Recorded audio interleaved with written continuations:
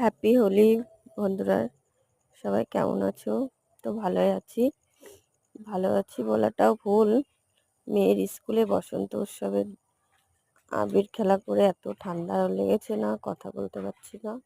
আজকে হোলির দিন, তেমন কিছু আনন্দ করতে পারলাম না, কিন্তু তার মধ্যে দিয়ে যে ঠাকুরকে পুজো দিয়ে স্নান করে রান্নাটা কমপ্লিট করে ছেলে মেয়ের সঙ্গে একটু সঙ্গ দিলাম, দোল খেলে। যেহেতু ছোট মেয়েটা ছোট, ও তো একটু খেলবে, আমার খেলতে ইচ্ছা না করলেও। দেখো, এটা আমার ঘরের ছোট সিংহাসন ছিল, এ মেয়ে আর এটা আমার দেওরের ছেলে। এরা দুই ভাই বোনই খেলা করছে। দেখো, দুই ভাই বোনই নাচ করছে, গান চলছে, নাচ করছে, সেই সাথে তাল মিলিয়ে আর খেলা করছে।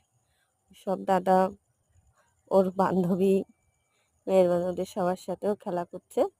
আর আমি ওখানে দাঁড়িয়েছিলাম, আমি একটু এদের সাথে খেলছিলাম হালকা পাতলা। দেখো, আমার গায়ের দিকে আবার রং দিচ্ছে মেয়ে। ও পিচকিরিতে জল তুলতে পারছে না আর বলছে আমার পিচকিরিটা ভালো না।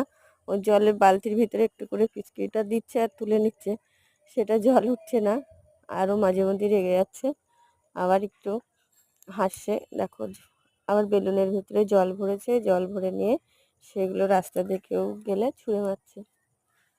ওটা ঠাম্মির সাথে রং খেলছে, আবির মাখছে। কাকা বসে আছে, ওর গায়ে দিচ্ছে। সবার সাথে খুব এনজয় করেছে ও সারাটা দিন। ও সকাল 9টা থেকে 1টা পর্যন্ত এইভাবে সবার সাথে। তারপর দুটোর বান্ধবীরা এসছে, বান্ধবীদেরকে আবির মাখাচ্ছে, সবাইকে দিচ্ছে। ও খুব এনজয় করেছে রং খেলাটা।